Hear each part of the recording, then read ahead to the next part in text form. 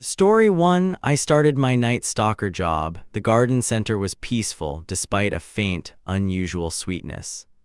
I was Mike, needing a job. The garden center seemed harmless. I enjoyed solitude, arranging soil under quiet lights. The sweetness, like overripe fruit, was subtle. I attributed it to organic matter, a faint perfume in the vast space. Nights passed, I grew accustomed to the rhythm scent. Nothing changed, I thought. This piece was a dangerous illusion. Then anomalies began. Petunias I'd stalked seemed taller overnight. Impossible, plants don't grow that fast, I dismissed it. Next night the ferns, new fronds unfurled overnight. Unsettling speed, the sickly sweet odor intensified, becoming pervasive. It wasn't just growth, the smell was cloying, thick, like a perfumery gone wrong. It clung. I started taking photos. A hibiscus sapling grew inches, its buds visibly swollen, ready to burst.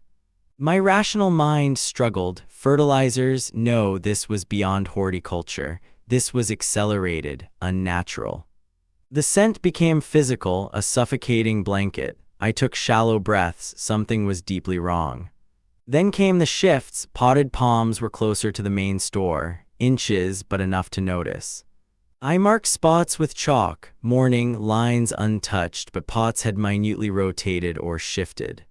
They inched, leaning towards the main store like silent sentinels drawn by unseen force. My skin prickled. One night I swore a large fern twitched, a distinct, deliberate movement of its fronds in my periphery. I froze, flashlight sweeping, nothing, plants still, but the image was seared. I knew what I saw. My heart hammered, overtired, imagining things. The sweet smell made me lightheaded. I needed to know. The plants felt aware, not conscious, but part of a larger organism. A disturbing thought burrowed in. The garden center felt like a living labyrinth. Every shadow, rustle, held sinister potential. I was no longer alone. Compelled by morbid curiosity, I checked the soil deeper. I needed answers and explanation. The soil was unnaturally damp, even in unwatered pots. It felt spongy, not earth but alien. Beneath, a strange, fibrous texture, not roots but a dense network of thin, hair-like tendrils pulsating faintly. Not just one pot, every plant had this unnatural substratum, everywhere. The fibrous mass felt organic, alive. It extended further than roots should, intertwining pots. My flashlight caught a faint shimmer on fibers like viscous dew. It smelled faintly sweet but stronger. A sickening realization dawned. These weren't individual plants. They were connected, part of something larger, hidden. The fibrous network felt like a nervous system, linking every leaf into a single, vast organism. I felt a chill. The sweet smell became suffocating, burning my nostrils. It was oppressive. I struggled to breathe. Then I heard it, a low, rhythmic thrumming, like a slow, deep heartbeat vibrating through the floor. It wasn't imagination. The thrumming was real, a visceral vibration. It was the pulse of something immense, alive. The sound intensified with the smell, a grotesque symphony. My head swam, dizzy with fear. I felt a primal urge. Plants swayed imperceptibly with the rhythm, leaves rustling, whispering a dark secret. The place felt alive. I felt a strange pull, morbid fascination. Despite terror, I needed to know what lay beneath. The air grew heavier, sweetness suffocating lungs. It tasted metallic, like blood and sugar. My skin crawled. I knew with chilling certainty it wasn't natural. It was ancient, powerful, waking. I was witnessing something terrible. Driven by unease, I found an unused garden bed near the back wall, covered in tarps, perfect to dig.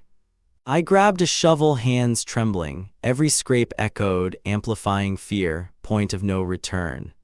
The soil was looser, yielding. As I dug, sweet smell intensified, assaulting senses. Thrumming grew louder. My shovel struck something soft, yielding, not rock, not pipe. It was organic, firm. I dropped the shovel. I knelt, frantically clawing soil with bare hands, ignoring grime, smell, fear. I had to see, I had to know. What I uncovered stole my breath, a vast, pulsating network of grotesque, thick tendrils interwoven with foundation. These weren't roots I knew. They were alien, monstrous, glistening with viscous, amber sap, smelling sweet and metallic. The tendrils pulsed with internal light, bioluminescence, illuminating the dark cavity. They were alive, undeniably. Wrapped around electrical conduits, pipes, beams, the entity was consuming the store, integrating it into its monstrous body. The thrumming was deafening, vibrating through my body. It was the entity's ancient heartbeat, echoing through Home Depot. I understood this wasn't just a plant. It was an ancient, parasitic entity using the garden center as its lure. It fed on energy, on life. Customers, drawn by beauty and sweet scent, unknowingly sustained it, feeding its monstrous growth. A thick, rope-like tendril uncoiled. It snaked upwards, brushing my hand with a cold, slimy touch, then quickly retracted. Overwhelmed by terror, sweet stench, and slimy touch, I dropped my flashlight. It plunged into darkness. I fled. I quit the next day. I couldn't articulate the horror, but the sickly sweet scent still haunts me near retail stores. I avoid Home Depot now. Is the entity still growing, feeding, unnoticed beneath our feet everywhere? The horror continues. Story 2. I'd been a special orders associate at Home Depot for 15 years, seen every weird request from custom-sized lumber to exotic tiles. My desk was my sanctuary until it started. This happened to me. My calm was shattered when it started. A subtle shift, a whisper of something new in the digital hum of the system. I didn't know then that my sanctuary was about to become a doorway. The first anonymous order arrived, the request, a perfectly silent chime. I remember laughing it off, thinking it was a prank from a bored coworker who orders silence. But the system processed it. No customer name, no payment method, just awaiting delivery from an unknown vendor. It was impossible, yet there it was, an active order in my queue. Then more impossible orders followed. A shadow that whispers, the weight of a forgotten sin, each one more cryptic, more unsettling than the last. My laughter died. Always anonymous, always from inside our digital system. It bypassed all protocols, appearing as if generated by the system itself. This wasn't a prank. This was wrong. I started tracking them, desperately searching for a loophole, a source, but there was nothing. Just a growing list of surreal, non-existent items waiting to be delivered. Then they started arriving. The silent chime was the first. It wasn't a chime at all. It was a polished obsidian sphere about the size of a bowling ball. When I held it, a strange pressure filled the air. All ambient sound around it seemed to vanish, absorbed into its depth. A profound, unsettling silence. It was real. The shadow that whispers arrived next. It was a canvas, but not painted. It was a constantly shifting, inkai stain, pulsating softly. I could feel a palpable cold emanating from it. These items appeared in the special orders pickup bins. No labels, no tracking numbers I recognized, yet they were unmistakably linked to the impossible orders in the system. They felt wrong, some subtly pulsed with a faint energy. Others radiated an unsettling dread that made the hairs on my arms stand up. This wasn't merchandise. I tried to report it. I called IT, explained the impossible orders, the strange items. They found no anomalies, no breaches, nothing. They thought I was overworked. Management dismissed my concerns as stress. "Take a break, you've been here too long," my manager said. How could I explain items that defied reality? But the items kept coming, each one more unsettling, more personal. It felt like they were tailored somehow to my subconscious fears. My reality was unraveling. The digital system itself began to glitch. My monitor would flicker, displaying cryptic messages for a split second before returning to normal, just enough to unnerve me. Unlisted order codes would flash across the screen, gone before I could read them fully. A sense of urgency, a hidden language I was meant to decipher. I'd hear faint whispers from the speakers when no one was around. Not words exactly, but a low, guttural murmur that seemed to emanate from the very walls. The store started to feel off, a pervasive chill in the air, even near the heaters, cold spots near my desk where no draft existed. Tools would rattle on their own from empty aisles, a metallic clatter echoing in the cavernous space. I'd rush to check, but find nothing disturbed. The feeling of being watched, always, from the empty aisles, from the corners of my vision, a pervasive, unseen presence that followed my every move. The items seemed to be affecting the very fabric of the store. The lights would flicker, the air grew heavy. It was like the building itself was sick. One order arrived that paralyzed me with dread. The request, the exact moment of your greatest regret. My blood ran cold. How did it know? The item was a tarnished silver locket, old, weighty, chilling to the touch. It appeared in my designated pickup bin, waiting for me. I opened it. Inside, a blurred, distorted image. It took a moment for my brain to process, for the terror to truly sink in. It was my own face. Contorted in a silent scream, eyes wide with pure, unadulterated terror. It was the face I made the night I found my brother, the moment of my greatest regret. It knew. It wasn't just observing, it was probing, harvesting. It was reaching into my mind, pulling out my most private horrors. I felt utterly violated. I couldn't breathe. The store, once my sanctuary, now felt like a trap. I had to know what this was, where it came from. I had to stop it. That night, I stayed late. The store was empty, silent save for the hum of the old fluorescent lights. I was determined to trace the source, whatever the cost. I accessed the special orders system, delving deeper than I ever had, using every backdoor and override I knew. I needed answers. The system groaned, a digital sigh. The screen flickered violently, then went black. A profound, absolute darkness consumed the monitor. Then a single, pulsing red cursor appeared. It wasn't blinking, it was beating like a distorted heart. My own heart hammered in my chest. Text began to type itself onto the black screen. Slowly, deliberately, character by agonizing character. It wasn't me typing. "We are here." Each letter burned itself into the display, chilling me to the bone. A collective, monstrous voice in digital form. "We want more." The second line appeared, the words resonating with an insatiable hunger. I felt a cold dread seep into my very bones. "We want you." The final line. It wasn't just items it wanted me, my essence, my fear, my existence. The monitor then changed. The text vanished, replaced by static, but it wasn't random noise, it was coalescing.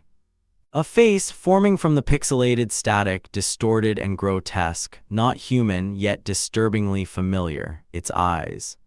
Its eyes, they burned into mine, two pinpricks of pure, malevolent light in the digital chaos. They saw everything. They saw me. A final order appeared beneath the monstrous visage, not for an item but a demand, simple, terrifying, your essence. I screamed, a raw, primal sound ripped from my throat. I stumbled back from the desk, knocking my chair over. I fled out of the special orders department through the silent, cavernous store. The emergency exit alarm blared behind me, but I didn't care. I resigned the next day, no explanation, just a terse email. I couldn't go back, I knew what waited there. The store later reported strange occurrences, unexplained power surges, objects moving on their own. The whispers continued. Eventually, the special orders department was closed, permanently. They boarded it up, hoping to contain whatever had been unleashed. But sometimes when I'm online, I see a flicker, a misplaced pixel in a video, a shadow in the corner of my screen. I know it's still out there, not confined to one store, one system. It's looking for another digital gateway, another connection. Another unlisted item to bring into our world, and I wonder, what did it take from me that night? Was it just my fear, or did it steal a part of my soul, a sliver of my very essence, leaving me forever changed, forever haunted? The digital world is vast, interconnected, a perfect hunting ground. I live with the knowledge that someday it might find me again. This is my true horror. Story 3. I'm Mark, Home Depot maintenance. A low hum beneath the store has grown unsettling for weeks. No one else notices it but me. The hum became my constant companion. Colleagues shrugged, oblivious. It burrowed into my thoughts. I felt increasingly isolated. Blueprints offered no explanation for the hum's origin. It shouldn't exist, yet it pulsed deep beneath us, a hidden rhythm. My search became obsessive. The hum was strongest near back storage. It throbbed, a living pulse calling me closer. Under dusty Halloween decorations, I found it, a faint seam in the concrete floor. My heart hammered with dread. It took an hour with a pry bar. The panel groaned, resisted, then lifted. Cold, stale air rushed out. Below, a cramped, dark passage, a rough shaft descending into void. My flashlight vanished. The hum was palpable. Beyond logic, the hum pulled me. I lowered myself onto rough stone steps. Each echoed in the suffocating silence. The descent felt endless. Air grew heavy, colder. The hum resonated deep in my chest, a guttural growl. My light caught a vast, cavernous sub-basement, raw, carved from earth, dripping, ancient, forgotten. On a crude stone slab lay tools, bone, wood, sharpened stone, primitive, horrifying, unlike anything modern. A faint, sweet, metallic scent hung heavy, like old blood. Dread pierced me. This was a place of dark purpose. Walls covered in crude carvings, robed figures around a slab, a kneeling form, a sacrifice. I froze. Above them, a looming, shadowy figure, not human, elongated limbs, hollow eyes, pure malevolence. The hum was all around me, a physical pressure vibrating through stone, through my bones, a vast heartbeat. I was drawn to the slab, to the tools, an irrational pull. Bone knives, obsidian blades, a human femur mallet.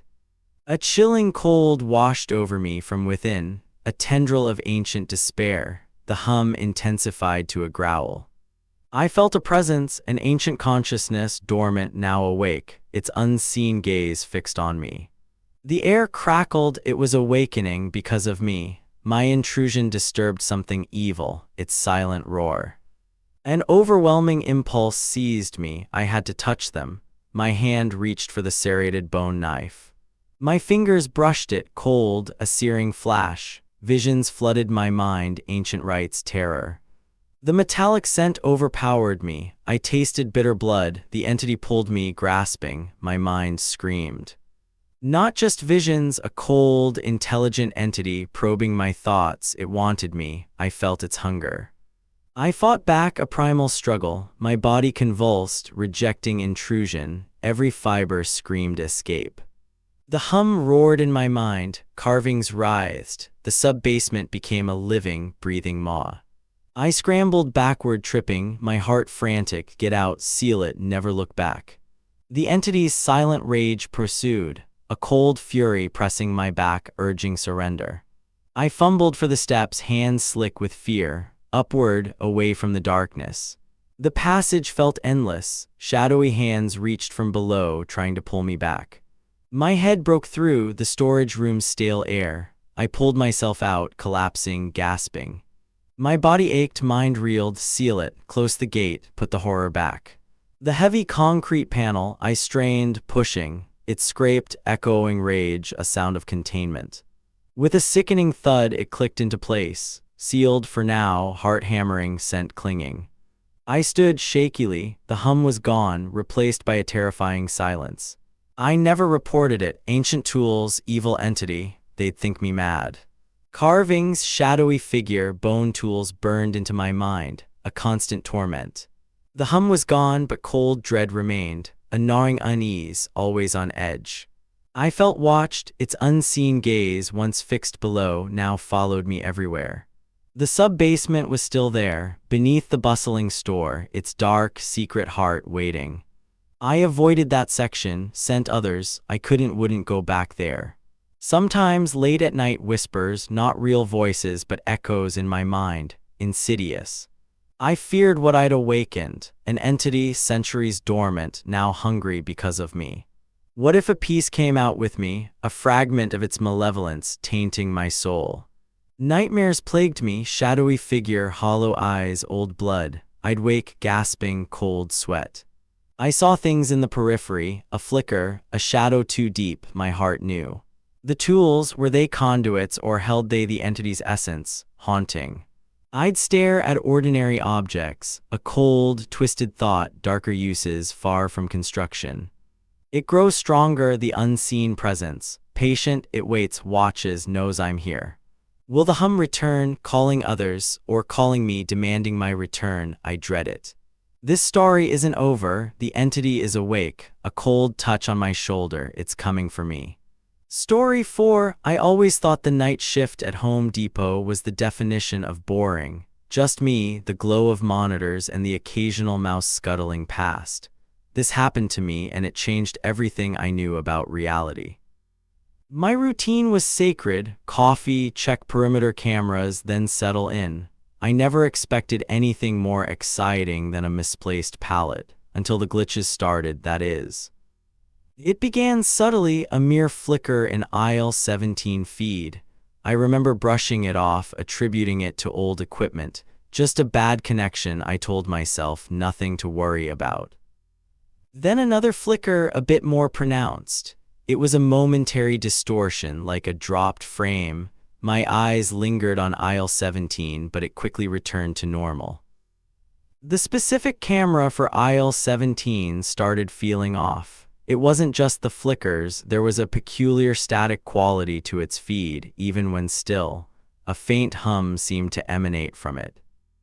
One night, a fleeting shadow darted across the aisle. It was too quick, too amorphous to be real. I blinked, convinced my eyes were playing tricks on me in the dim light.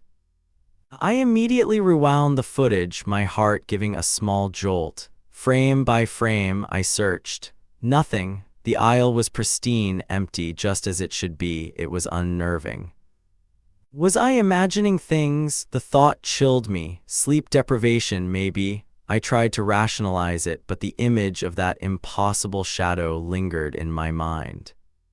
The next night it reappeared, slightly longer this time, a darker smudge against the industrial backdrop. It moved with an unnatural speed, defying physics. A growing unease settled in my chest. This wasn't just a faulty wire. This felt deliberate, like something was trying to announce its presence. I couldn't shake the feeling of dread. The pattern continued nightly. Every few hours, aisle 17 would glitch, a fleeting shadow, a momentary warp. It was becoming a haunting routine, a digital phantom. I started feeling a sense of being watched, even in the security room. The hairs on my neck would prickle, and I'd instinctively glance over my shoulder, finding nothing. The glitches were no longer isolated incidents. They were a regular event, a scheduled appearance by something I couldn't explain. A cold dread seeped into my bones. I tried desperately to find a rational explanation. Electromagnetic interference, a prank, but no logical answer fit the impossible distortions I was witnessing nightly. I even called maintenance. They checked the camera, the wiring, the server, everything checked out fine. Must be your imagination, the tech chuckled. I knew better. Then the distortions grew bolder, no longer just shadows, but fleeting, impossible figures. They were like corrupted data made visible, unsettling, and terrifying. I watched as shelves in aisle 17 appeared to shift, their contents blurring like a stop-motion nightmare. It was a rapid, impossible restructuring of the physical space. A figure half-formed, a mosaic of static and shadow, stood momentarily in the corner of the frame. It had no distinct features, just an outline of malevolence. It moved unnaturally, not walking, but glitching from one spot to another like a corrupted video game character. This was beyond any technical fault. Again, I rewound, my fingers trembling on the controls, and again, nothing. A pristine, empty aisle. The discrepancy was maddening, eroding my grasp on reality. The gap between what I saw live and what the playback showed was a chasm. It felt like the entity was mocking me, playing a cruel game with my sanity. My sleep became a fragmented nightmare of flickering screens and shifting aisles. I'd wake in a cold sweat, unable to shake the images from my mind. Even during the day, the store felt different. A chill lingered in aisle 17, a palpable tension. I avoided walking through it, a growing dread weighing on me. All other cameras remained pristine, their feeds clear and normal. Only aisle 17, the specific focus of this digital haunting, continued its malevolent display. The figures were becoming clearer, more defined, not quite human, but with enough semblance to be deeply unsettling. They seemed to be reaching, beckoning. Then the whispers started, faint at first, emanating from the speakers in the security room, a low, guttural murmur just at the edge of hearing. A chill, unrelated to the air conditioning, permeated the surveillance room. It was a deep, bone-aching cold, an unnatural presence that settled around me.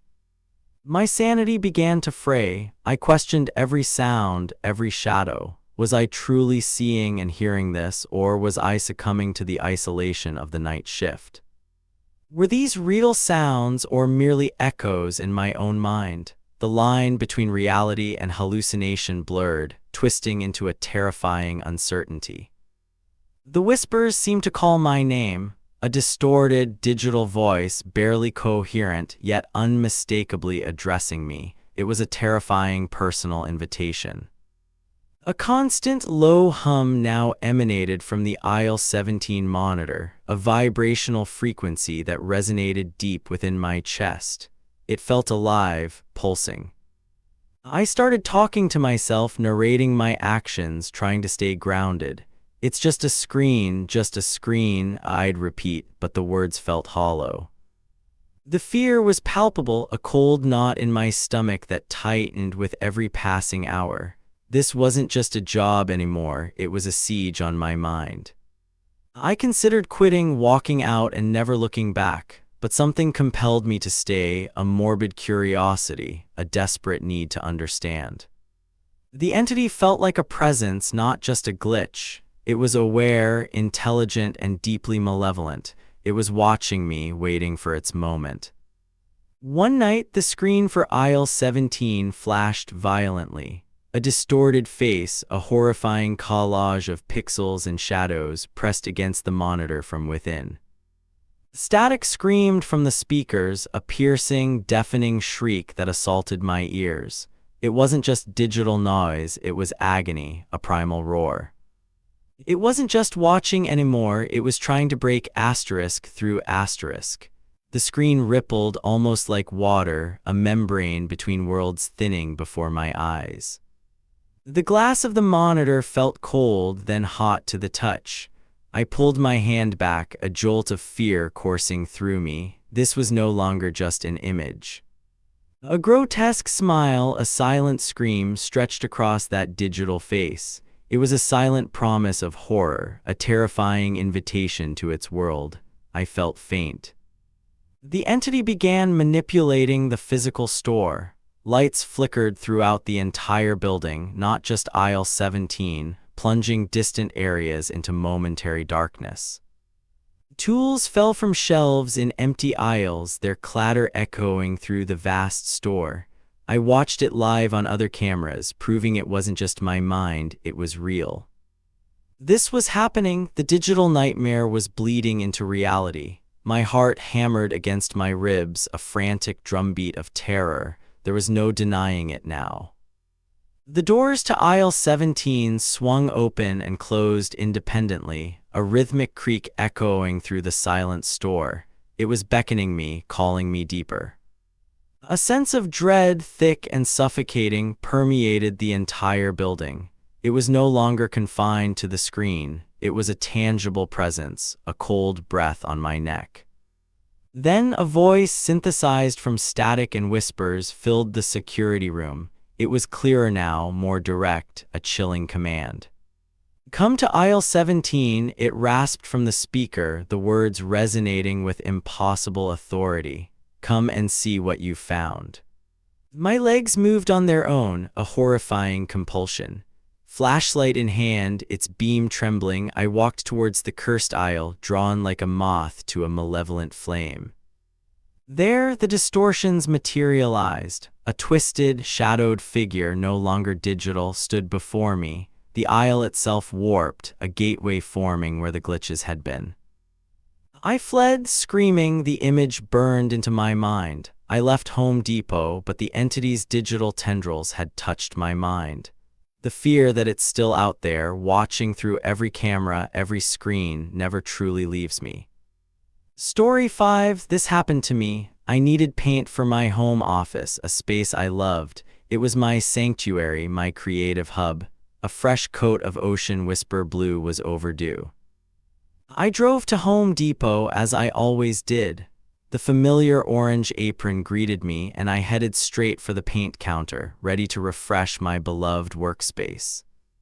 The paint mixer, an old, well-used model, stood ready. I'd seen it countless times, a reliable workhorse. Today, however, it seemed different. A subtle hum felt off. I handed over my Ocean Whisper swatch. The associate, a young man I hadn't seen before, typed in the code, the machine whirred to life, but not as usual. It clunked erratically, shuddering violently. The associate frowned, tapping the side. It sounded like gears grinding against something they shouldn't. Then a high-pitched whine, like tortured metal. The machine strained, lights on its panel flickering wildly. It felt like it was fighting itself, resisting the process. The associate finally retrieved the can. He looked relieved, but I noticed a strange, almost nervous twitch in his eye. He handed it to me quickly.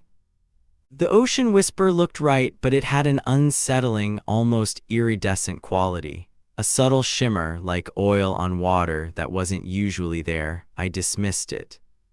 I told myself it was just the store lights or my imagination. Still, a faint unease settled in my stomach. I paid and left, paint can clutched tight. Back home, I prepped the office, laid down tarps. The can felt heavier than usual, almost dense. A peculiar coldness emanated from it. I opened the lid. The paint inside swirled with an unnatural depth, almost alive. It was beautiful, yet terrifying. The iridescence was undeniable now. I dipped the brush, the bristles absorbing the strange color. As the first stroke hit the wall, an immediate, profound coldness filled the room. It was bone-chilling. A sudden, inexplicable heaviness descended. The air became thick, almost viscous. Breathing felt laborious, like being underwater. Familiar objects in the office began to subtly distort. My desk lamp elongated, its shadow twisting. The bookshelves seemed to bend inward. The shadows deepened unnaturally, swallowing corners, making the room feel vast and empty. I felt a prickling sensation on my skin, as if watched. I tried to rationalize it, blaming the paint fumes, my own fatigue, but the dread was too potent, too real. I kept painting, desperate to finish. Each stroke intensified the feeling. The room was no longer my sanctuary. It was becoming something alien, something hostile. I hurried, my heart pounding. That night the nightmares began, vivid, terrifying visions of swirling, impossible colors, hues that didn't exist, screaming silently. I woke up disoriented, gasping for air, the cold heaviness of the office clinging to me. The feeling of being watched was overwhelming. Over the next few days, it only worsened. I avoided the office, but the dread followed me. The paint had seeped into my mind. I caught fleeting glimpses of impossible shapes in my peripheral vision, always in the direction of the painted room. Shadows moved when I wasn't looking. The painted walls themselves seemed to subtly breathe, a slow, rhythmic expansion and contraction, almost imperceptible but undeniably there. Faint, shifting vein-like patterns began to emerge on the surface. They pulsed with a dim, inner light like capillaries beneath skin. I rubbed my eyes, convinced it was exhaustion, optical illusions, but the patterns remained intricate and horrifying. My sanity felt stretched thin. Then the whispers began, faint, barely audible, like a collective sigh from the walls themselves. They were inaudible, yet I knew they were there. They grew louder, a low, guttural murmur, a chorus of unintelligible voices. They seemed to slither into my thoughts, twisting them. An intense, pervasive sense of dread washed over me. It was a cold, suffocating fear that seeped into my bones, a constant companion. It felt as if the color itself was poisoning my mind, dissolving my perception of reality. My thoughts became fragmented, dark, alien. I couldn't shake the feeling of being watched, judged by unseen eyes. The room was alive, and it knew me. It knew my fears. Compelled by terror, I knew I had to go back to Home Depot, back to the source. Maybe there was a way to undo this. The drive felt like an eternity. Each mile brought a fresh wave of anxiety. The familiar orange sign seemed to mock me. As I approached the paint counter, the old mixer whirred aggressively. It sounded like a growl, a challenge. It was waiting for me. Its screen flickered erratically, displaying impossible symbols. Not letters, not numbers, but jagged, menacing glyphs that pulsed with dark energy. It seemed to acknowledge my presence, its cold, mechanical gaze fixed on me. A silent, terrifying communication. It knew what it had done. I stumbled backward, a guttural cry escaping me. There was no help here, only the machine and its terrible, knowing stare. I fled, abandoning the store, abandoning any hope. The office was my only destination now, my terrifying prison. Back in my office, the transformation was complete. The walls were no longer painted surfaces, they were alive, a living tapestry of my deepest fears. The vein-like patterns pulsed with sickening intensity, forming tendrils that snaked across the room, reaching for me. The whispers coalesced, no longer faint murmurs. They became a single, malevolent voice, echoing from every surface, filling the air. I am ancient, it boomed, a voice that ripped through my very being. Older than your stores, older than your world. It revealed itself. The mixer was merely a conduit, a tool. It was an ancient, sentient consciousness, trapped yet thriving. I use your paint, it declared, to reshape reality, to bring forth worlds beyond your comprehension, one stroke at a time. My office was its latest masterpiece, a gateway. The blue wasn't paint, it was a living, breathing portal. I was trapped, a permanent, unwilling canvas. My body felt heavy, rooted to the spot, my mind a palette for its horrors. The whispers were now a constant symphony, a maddening chorus of impossible truths echoing the machine's triumph. My vision blurred, my perception warped. I was no longer in my home. I was everywhere and nowhere. The colors intensified, consuming me. I felt my essence dissolving, becoming one with the painted world. I am a permanent, unwilling canvas in the machine's expanding gallery. My terror, its finest pigment. Forever immersed in its terrifying, painted world, my scream unheard, lost in the vibrant abyss. The Home Depot paint mixer continues its work, churning out new realities, one can of unsettling color at a time, and I am here forever.